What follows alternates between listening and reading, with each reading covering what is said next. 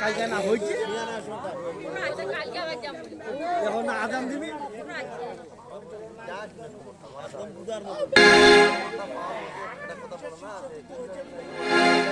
তিনটা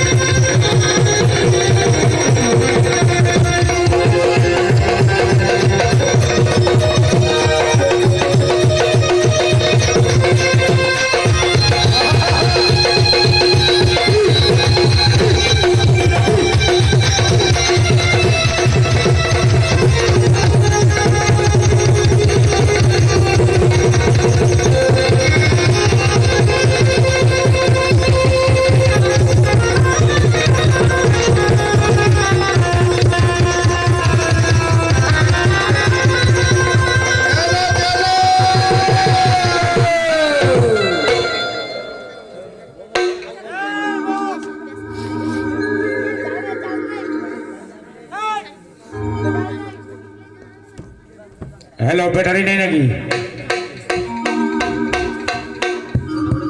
hello hello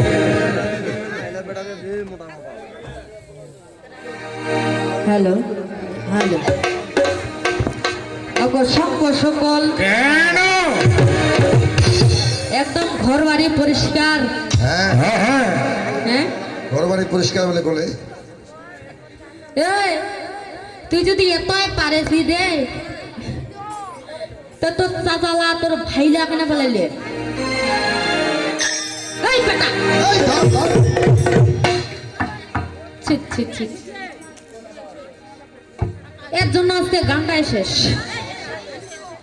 তোর দ্বারা আর কবি হবে না রে অন্তত আমাদের বিরলের মানুষ অনেক চালাক হ্যাঁ হ্যাঁ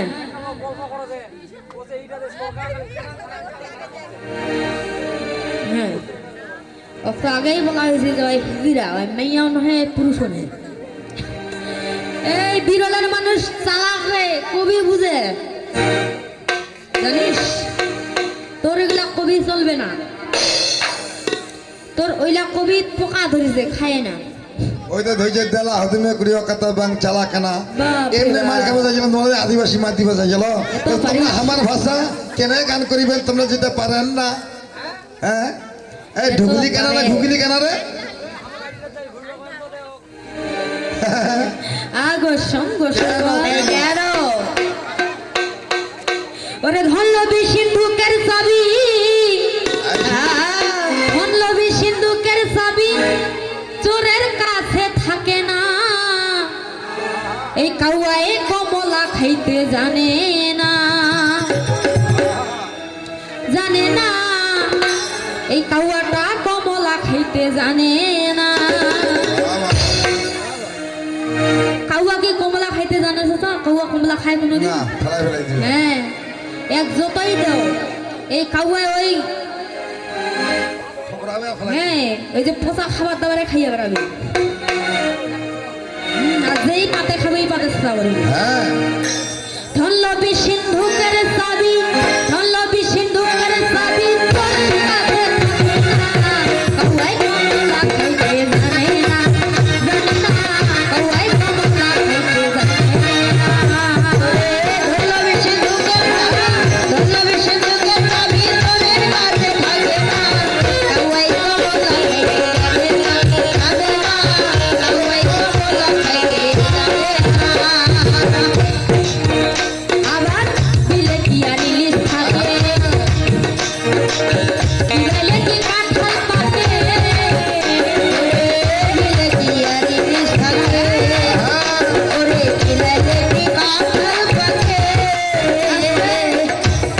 বিলে কি কোনোদিন ইলিশ থাকে? ইলিশ আবার হয়? না আর কিলাইলে কি কাঁঠাল পাকে? না তাই বলছে বিলে কি আর ইলিশ থাকে, ওরে কিলাইলে কি কাঁঠাল পাকে, বিলে কি আর ইলিশ থাকে, ওরে কিলাইলে কি কাঁঠাল পাকে। ওরে জোয়ারটাকে পরান কাটে, জোয়ারটাকে পরান কাটে, পরান কাটে, জোয়ারটাকে পরান কাটে, বৃষ্টি নামে এই দেখ ব্রেকটা দেখ, হ্যাঁ দেখেছি দেখ রে। পারিবেন হ্যাঁ হাওয়া ব্রেক হ্যাঁ হাইড্রোলিক ব্রেক তোমার মতো না চায়না ব্রেক, হ্যাঁ চাপিতে চাপিতে বলে গেল। হ্যাঁ হ্যাঁ পারেন নাকি? উল্লা মোর চুল্লা এই বেটা তো গোটা পরিবারটা চলবে বেটা মোর এই চুলটা দিয়া মোর যায় এটা খরচ আর চুলাতে বর্তমান দাম দাদা কি না এই যদি ওর বায়ানটা পারে এরকম চুল করে দেখাও। দেখাই দি 1 বছর টাইম তোকে, 1 বছর টাইম। 1 বছর কেন 5 বছরের দিন টাইম হয় কিটকিটাবে খালি কামড়াবে হ্যাঁ তাবর পেট ছয় যাও কোন ওর মাথা ধরেও কোনোদিন বড় চুল থোয়া পারে না ওরে দেওয়াটাকে পরান ডাকে, দেওয়াটাকে পরান ডাকে, বৃষ্টি নামে ওই কমলা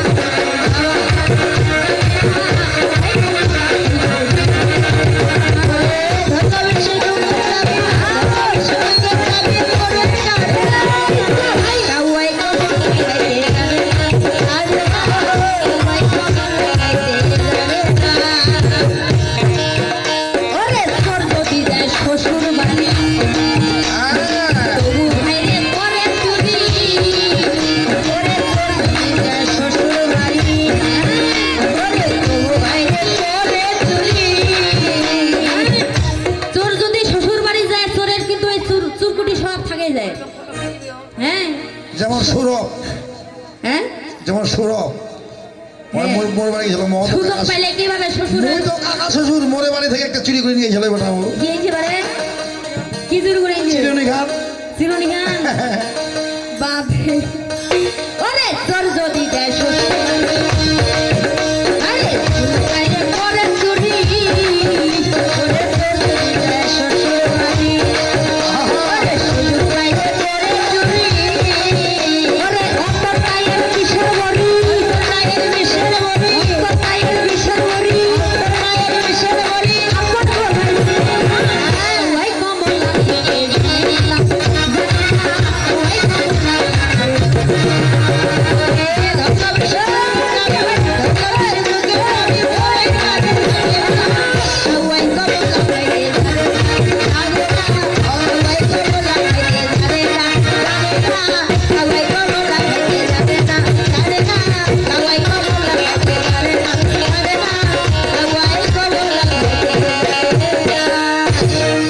দুলা ভাই তোমার দ্বারাই হবে না, রে তোমার দ্বারাই হবে না, এই তুমি যতই করো গান বাজনা তোমার দ্বারাই হবে না, এই করো গান বাজনা তোমার দ্বারাই হবে না, কারণ অনেক আছে জ্ঞানী গুণী সবাই জানে পড়া, এই রে অনেক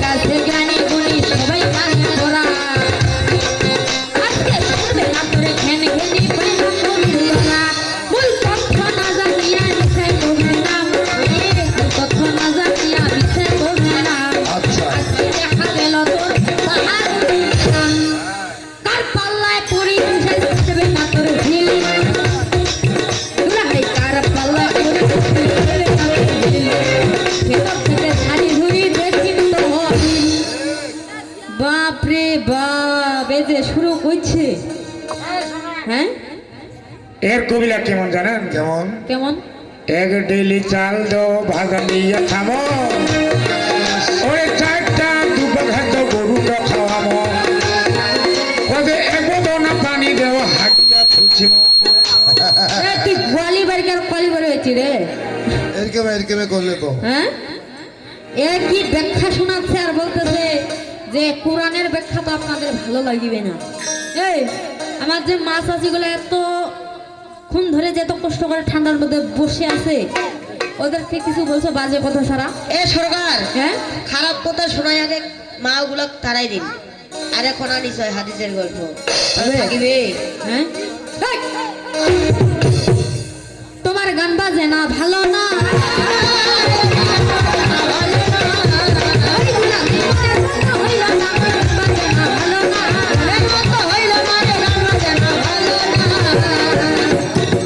শোনো শোনো মা জননী, আপনাদের জানাই কিছু মা জ্ঞানের কথা শুনিবেন সবাই।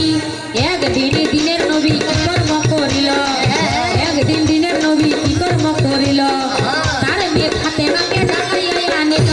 শোনো শোনো ওহে কন্যা তোমারে জানাই। আমার ব্যাখ্যাটা কথাটা একটু মন দিয়ে শুনবেন, আপনাদের একটু হলেও জ্ঞান হবে। তাহলে ফাতেমাকে ডাকাইয়া শুনিবেন সবাই, আমার দিনের নবী বলিতেছে শুনিবে সবাই। শোনো শোনো মা ফাতেমা শোনো দিয়া মন, শোনো শোনো মা ফাতেমা শোনো দিয়া মন। তাহলে এই দুনিয়ার মাঝে তেমাকে শুনিবে কেমন, তোমার চাইতো সতী নারী একজন মা গো আছে, তাহলে তুমি একমাত্র নয় শুনিবে সকলে। দিনের নবী ফাতেমাকে ডেকে বলতেছে যে ফাতেমা তুমি কি জানো যে তোমার চাইতে এই দুনিয়ার মাঝে একজন সতী নারী আছে, তুমি শুধু একমাত্র সতী নারী নও, তোমার চাইতে আরেকজন সতী নারী আছে। তো ফাতেমা মনে মনে চিন্তা করে ভাই, ফাতেমা মনে মনে চিন্তা করে ভাই, আমার থেকে সতী নারী কোথায় আছে ভাই? ফাতেমা মনে মনে চিন্তা করতেছে যে আমার থেকেও একজন সতী নারী আছে, তাহলে সে কোথায় আছে? আব্বাকে সঙ্গে সঙ্গে জানাইয়া দিল, শোনো শোনো আব্বা হুজুর তোমায় জানাই ভালো, সেই নারী কোথায় আছে আমায় বলা চাই, তার কাছে আমি দেখো একটু যাব তাই, আমায় বলো বাবা, আমি তার কাছে যাব তাই, বলো না খুলিয়া, যাব তাই বলো না খুলিয়া।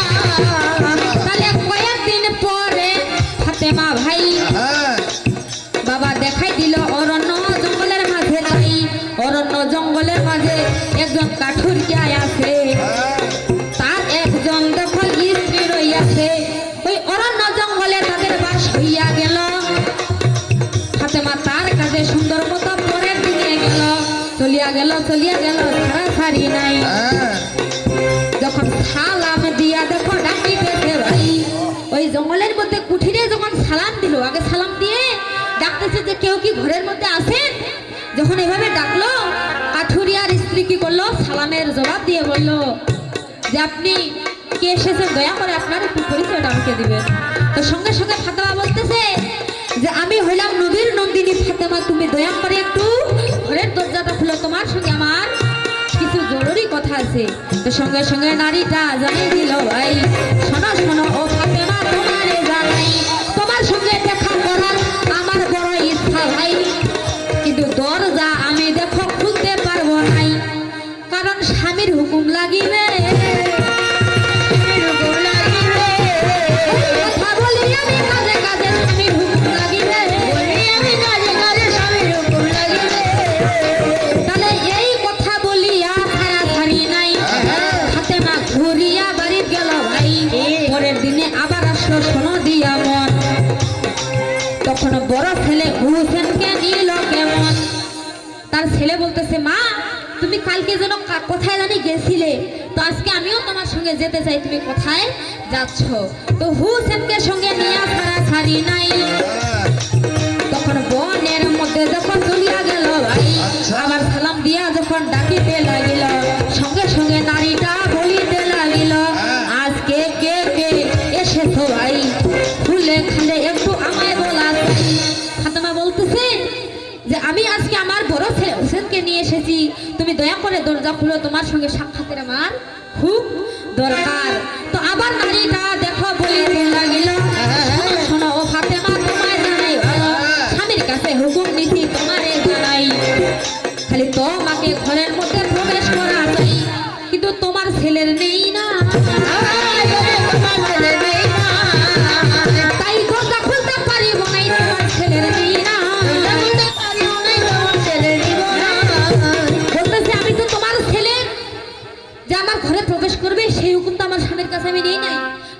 তোমার ঘরে প্রবেশ করার হুকুমটা নিয়েছি। তো মনে মনে ফাতেমা বলতেছে আসলেই তো সতী নারীর গুণ তো এগুলাই কি, তাই না? তো বলতেছে ঠিক আছে তাহলে আমি আজকেও চলে যাচ্ছি। এইভাবে পরের দিন আবার কি করলো, তার ছোট ছেলে হাসানও বলতেছে মা তুমি 2 দিন ধরে কোথায় জানি যাচ্ছ, আমিও তোমার সঙ্গে যেতে চাই। পরের দিন আবার কি করলো, আবার 3 জন মিলে গেল। আবার সেই নারীটা বললো যে আমি আপনার ছোট ছেলের তো হুকুম নেই, আমি 3 জনকে আপনাদের প্রবেশ করতে দিতে পারি না। তখন তার পরের দিনে মাগো শোনা দিয়া মন, তাহলে 3 জনে যখন আসিল কেমন, ওই নারী স্বামীর কাছে হুকুম দিয়া নিল। ফাতেমা তার 2টা ছেলে মাগো শুনিবে সকল আমার ঘরে আসিবে, আমার ঘরে আসিবে। ওই স্বামী হুকুম আমায় দিবে, আমার ঘরে আসিবে, আমায় দিবে, আমার ঘরে আসিবে। তাহলে দরজা খুলিয়া দিল, ছাড়া ছাড়ি নাই। যখন 3 জনে প্রবেশ করল, ঘরের মধ্যে নারীটা বসিয়া আছে। তাহলে সঙ্গে 3টা জিনিস দেখা হইয়াছে, 1 গামলা পানি ছন দিয়া মন, আর একটা দড়ি লাঠি কেমন। 1 গামলা পানি, একটা লাঠি আর একটা দড়ি নিয়ে সেই নারীটা কি করতেছে, সে কুঠিরের মধ্যে বসে আছে।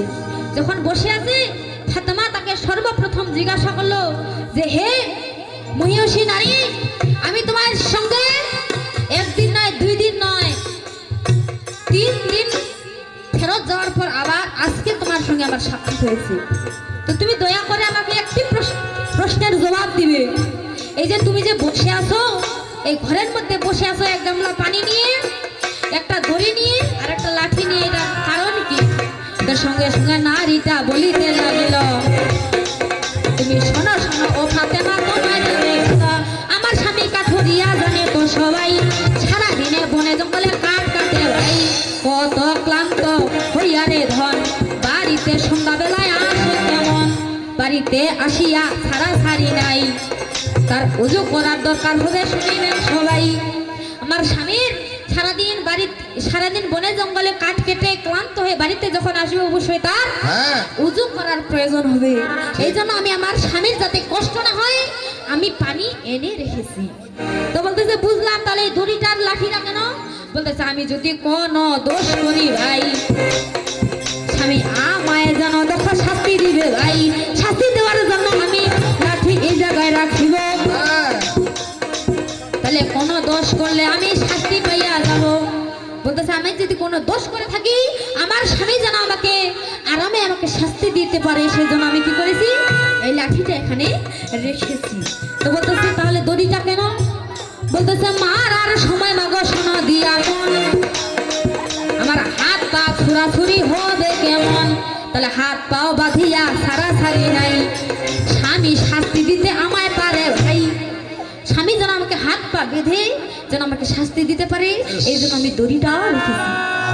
তাহলে দেখেন কত বড় সত্যি একজন নারী হলে স্বামীকে মারার জন্য শাস্তি দেওয়ার জন্য দড়ি লাঠি রাখতে পারে। চিন্তা করেছেন? চিন্তা করেন একবার, পারিলে এরকমে বুঝাও না, তোমার দ্বারাই কেন কবি হয় না, এরকমে বুঝাও না, আমার কবি হয় না, এরকমে বুঝাও না। তাহলে এইটা কিসের জন্য শিক্ষা দিয়া দিল শুনিবেন? এটারও ব্যাখ্যা আছে, নবী এটা কেন শিক্ষা দিল ফাতেমাকে, এটারও কিন্তু ব্যাখ্যা আছে।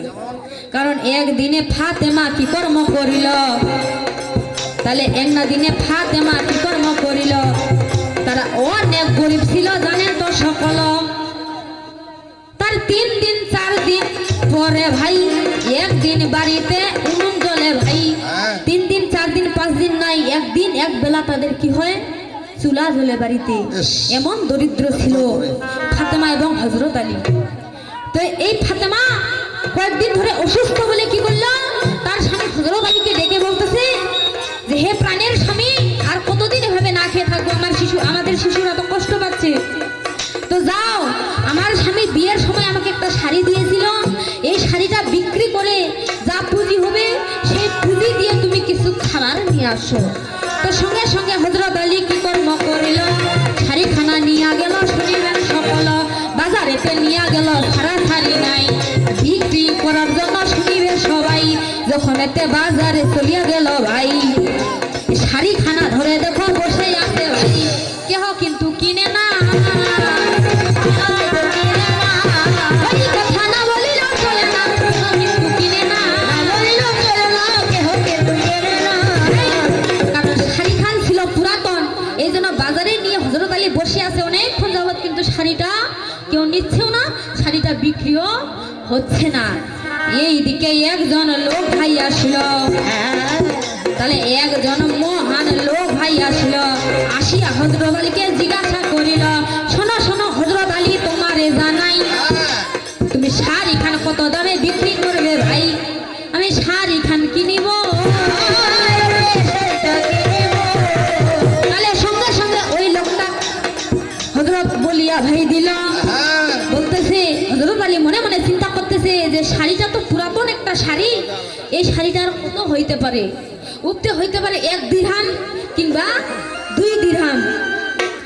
তো সে দাম না বলে লোকটিকে বলল যে মশাই আপনি শাড়িখানার দাম বলুন, আপনি যত দাম বলবেন আমি তত দাম দিয়ে আপনাকে শাড়িখানা বিক্রি করে দিব। তো সঙ্গে সঙ্গে লোকখানা দাম ভাই বলিল, তাহলে শোনো শোনো হযরত আলী তোমায় জানাই ভালো, 4 দিরহাম দিয়ে আমি কিনবো ভাই। বলতেছে এই শাড়িখানা আমি 4 দিরহাম দিয়ে কিনতে চাই, তুমি কি শাড়িখানা আমাকে দিবে? তো সঙ্গে সঙ্গে হযরত আলী বিক্রি করে দিল, বিক্রি করে টাকা নিয়ে শুনিবে সকল, খাবার নিয়ে আসিতেছে সারা সারি নাই। তখন ফেরেশতারা দ্বন্দ্বে পড়িয়া গেল ভাই, ফেরেশতারা দ্বন্দ্ব করে বলতেছে, একে অপরে বলা বলি করতেছে যে দেখো মানুষ যখন খুব বিপদে পড়ে তার কাছে যদি কিছু চাওয়া যায় সেটা সে দেয় না, কারণ সেটা তার একান্ত প্রয়োজনীয়। ওই যে দেখো হযরত আলীর বাড়িতে তার স্ত্রী পুত্র না খেয়ে আছে বলে আজকে একখানা শাড়ি বিক্রি করে সে খাবার নিয়ে যাচ্ছে, কিন্তু ওই খাবার যদি কেউ চায়, কোনো ভিখারি চায়, হযরত আলী দিবে না, কারণ তার বাড়িতে তার স্ত্রী পুত্র না খেয়ে আছে। তো আরেকজন ফেরেশতা বলতেছে না, হযরত আলীর মন তুমি জানো না, হযরত আলীর মন কত উদার, তুমি যাও পরীক্ষা করে দেখো, হযরত আলী ঠিক তোমাকে সেগুলা দিয়ে দিবে। তো সঙ্গে সঙ্গে ফেরেশতাগণ কি কর্ম করিল, মাগো পরীক্ষা করার জন্য শুনিবে সকল। প্রথমেতে মিকাইল আসিল ভাই, ফকিরের বেচরিয়া শুনিবে সবাই, তার কাছে ভিক্ষা করার জন্য। তাহলে সঙ্গে সঙ্গে কথাবার্তা শুনিবে সকল।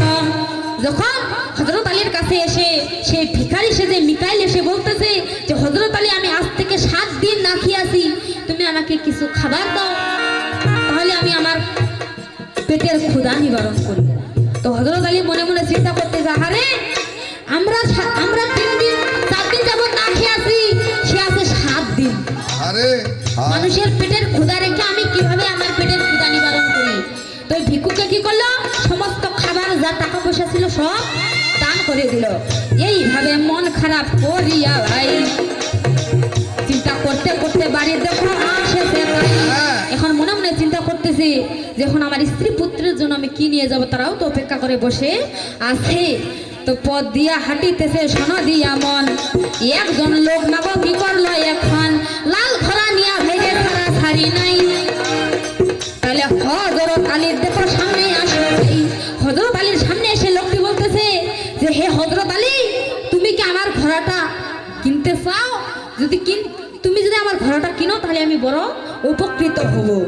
তো হযরত আলী বলতেছে যে আপনি যে আমার কাছে ঘোড়া বিক্রি করতে এসেছেন, আমার কাছে কোনো পুঁজি নেই যে আমি আপনার ঘোড়াটা কিনতে পারি। তো বলতেছে যে তোমাকে কোনো পুঁজি দিতে হবে না, তুমি বাকিতে ঘোড়াটা নিয়ে যাও, বিক্রি করে সেখান থেকে যদি লাভ হয় সেটা তোমার হবে, আর যেটা আমার পাওনা সেটা তুমি আমাকে দিয়ে দিবে। তো বলতেছে বলুন আপনি কত দামে ঘোড়াটা বিক্রি করবেন? বলতেছে আমি 6 দিরহাম দিয়ে আপনাকে ঘোড়াটা বিক্রি করে দিলাম, আপনি ঘোড়া বিক্রি করে যা লাভ পাবেন সেটা আপনার, আর যেটা আমার সেটা আমাকে দিয়ে দিবেন। তো সঙ্গে সঙ্গে হযরত আলী কি কর্ম করিল, আবার বাজারে ফিরিয়া গেল, বাজারেতে যাইয়া হেরে ছাড়া ছাড়ি নাই, ঘোড়া ধরে দাঁড়াইয়াছে শুনিবে সবাই, বিক্রি করার জন্য শোনো দিয়া মন। তখন একজন বাদশা আসিল, কেমন একজন লোক এসে বলতেছে আমি আপনার লাল ঘোড়াটা কিনতে চাই, আমার বড় পছন্দ হয়েছে, তো বলুন আপনি কত দামে এই ঘোড়াটা বিক্রি করবেন? তো বলতেছে যে আমি এই ঘোড়াটা যদি দাম করি তাহলে জানি না কত দাম হবে।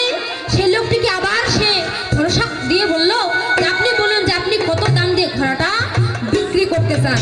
সেই লোকটা বলল যে মশাই আমি আপনার ঘোড়াটা 60 দিরহাম দিয়ে কিনতে চাই, আপনি ঘোড়াটা কি দেবেন? তো হযরত আলী সঙ্গে সঙ্গে তাকে 60 দিরহাম দিয়ে ঘোড়াটা কি করলো বিক্রি করে দিল। এদিকে হযরত আলী যার কাছ থেকে কিনেছিল তাকে 6 দিরহাম দিল আর বাকি সবগুলো তার কাছে রেখে দিল। তো এখান থেকে একটা শিক্ষা পাওয়া যায় কেমন, যে কাউকে যদি দান করা যায়, কাউকে যদি কোনো কিছু দান করা যায় আল্লাহ পাক কি করে সেটার 3 গুণ আমাদের ফিরিয়ে দেয়, কি তাই না? এই শুনো, দানের এগুলো হলো ব্যাখ্যা। হ্যাঁ দানে হইল শ্রেষ্ঠ ধর্ম। কাউকে দান করলে আল্লাহ তাআলা কি করে সেটা 6 গুণ করে আবার ফেরত পাঠিয়ে দেয়। যখন এই হযরত আলী এই যা টাকা পয়সা ছিল তা দিয়ে খাবার দাবার নিয়ে যখন বাড়িতে গেল, এই ফাতেমা সে দেখে মনে মনে চিন্তা করতেছে আমি একটা আমার স্বামীকে পুরাতন শাড়ি বিক্রি করতে দিয়েছিলাম, এই পুরাতন শাড়ির তো দাম এত হইতে পারে না, আমার স্বামী নিশ্চয়ই কোনো অবৈধ কর্ম করে তারপর টাকা উপার্জন করে আমাদের জন্য খাবার নিয়ে এসেছে। এই কথা মনে মনে চিন্তা করে ফাতেমা কি করলো হযরত আলীকে জেরা করতে লাগলো যে আপনি অবশ্যই কোনো অবৈধ কর্ম করেছেন বলে এতগুলা পুঁজি আপনি বাড়িতে নিয়ে এসেছেন, এত খাবার দাবার নিয়ে এসেছেন, বলুন আপনি কি এমন করেছেন। এই কথা বলে হযরত আলীকে বাড়িতে আর প্রবেশ করতে দিল না। এদিকে দিনের নবী বুঝতে পেরে ঠিক তখন কি করেছিল, ফাতেমাকে ডেকে বলেছিল যে তোমার থেকে একজন সতী নারী আছে। এটা বলার পর যখন দিনের নবীর কাছে আবার ফেরত গেল ফাতেমা যায় বলতেছে বাবা সত্যি তো আমার থেকে একজন আরো সতী নারী আছে। বলতেছে মা দেখো সেই সতী নারী কি করে শাস্তি পাওয়ার জন্য স্বামীর জন্য দড়ি রাখে, লাঠি রাখে, আর তুমি কি করেছিলে যখন তোমার শাড়িখানা যখন বিক্রি করতে গেল তোমার স্বামী, তুমি কি করলে স্বামীকে অবিশ্বাস করে ঘরে প্রবেশ করতে দিলে না। তো শোনো, আসল পেছনের ঘটনা হইল তোমার স্বামী কোনো অবৈধ কর্ম করে নাই। তোমার স্বামীর শাড়ি বিক্রি করে যখন খাবার নিয়ে এসেছিল, মিকাইল কি করেছিল ফকিরের বেশে এসে সেই খাবার ভিক্ষা করে নিয়েছিল।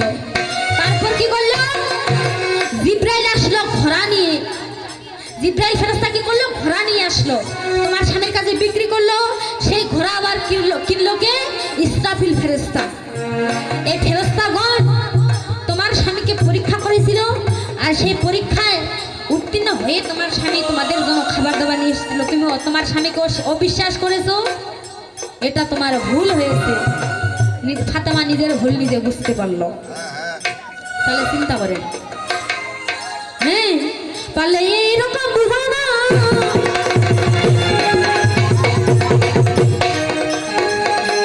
তোমার দ্বারা কবি হয় না এইরকম বুঝাও না, তোমার দ্বারা কবি হয় না এইরকম বুঝাও না। শুদ্ধ সময় কেন ওরে জান্নাতের চাবি আমার মা গো, বেহেশতের চাবি আমার মা।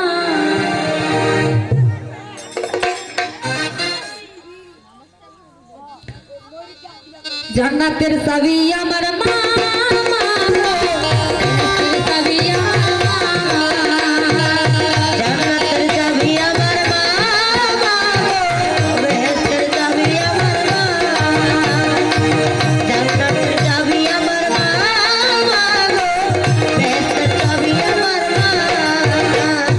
সন্তানের বেহেশত যার যার মায়ের চরণ তলে, জননী যাহার প্রতি সন্তুষ্ট রইয়াছে, মায়ে যদি দোয়া করে আল্লাহর দরবারে, জান্নাতবাসী করো আল্লাহ আমার সন্তানের। সন্তানের বেহেশত যার যার, ওরে সন্তানের বেহেশত যার যার মায়ের চরণ তলে, মা জননী যাহার প্রতি সন্তুষ্ট রইয়াছে, মায়ে যদি দোয়া করে আল্লাহর দরবারে, জান্নাতবাসী করো আল্লাহ আমার সন্তানের।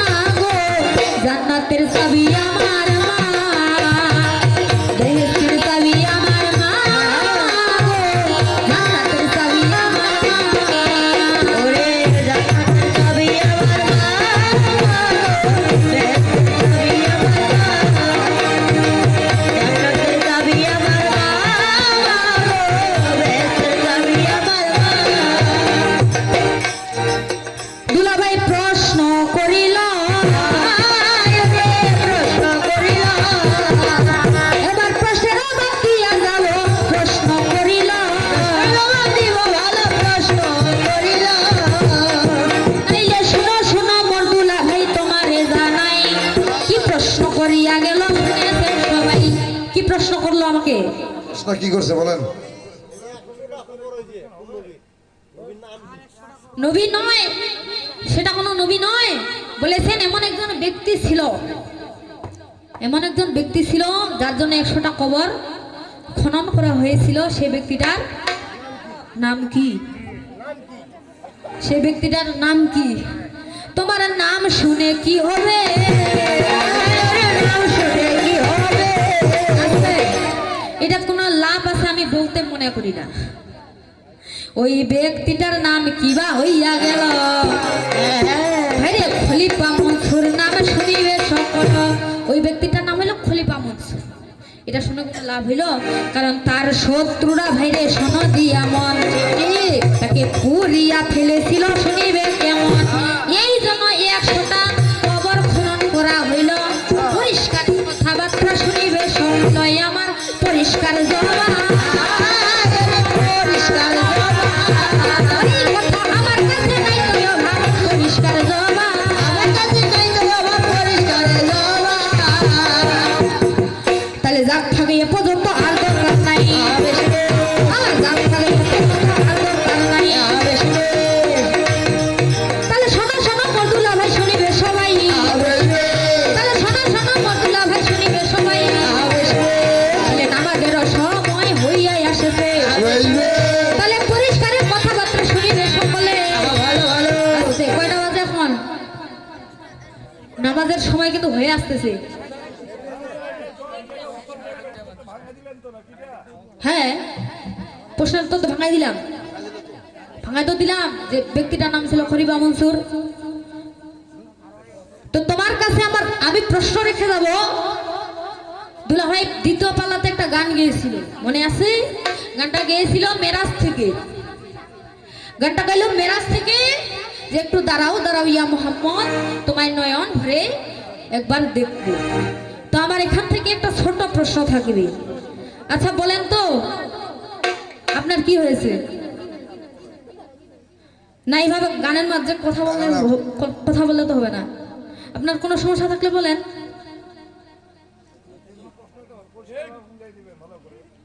পরিষ্কার হয় নাই?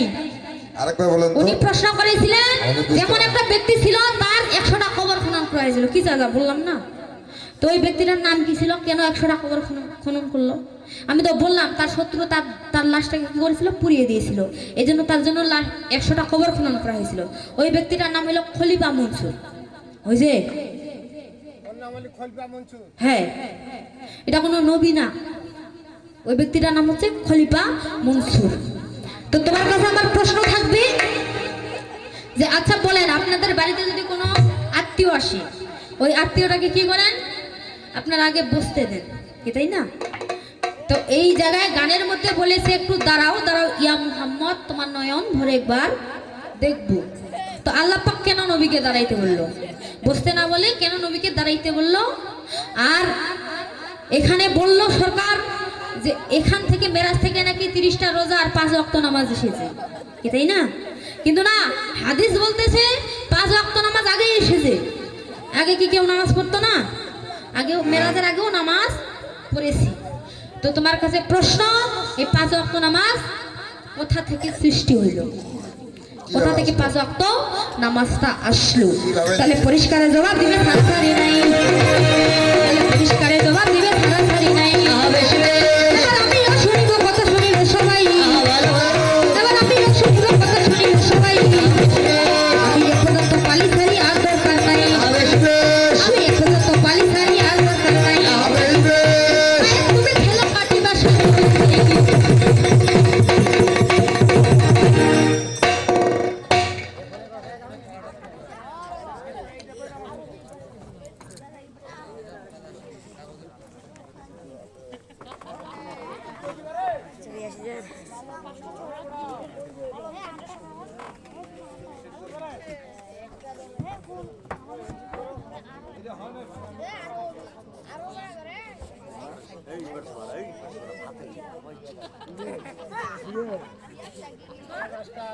বন্ধু ইয়া চাচা আবার ফের মুখ বন্ধ করে দাঁড়ু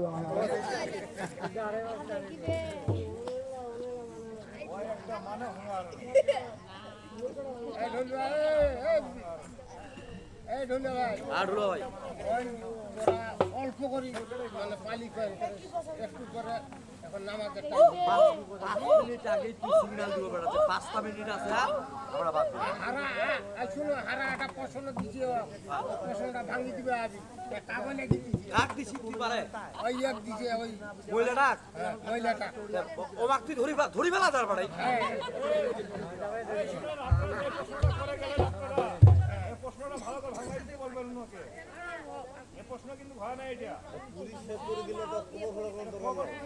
অবশ্যই ব্যাখ্যা আছে 100টা মানুষের হয় একটা খবর উনার জন্য 100টা খবর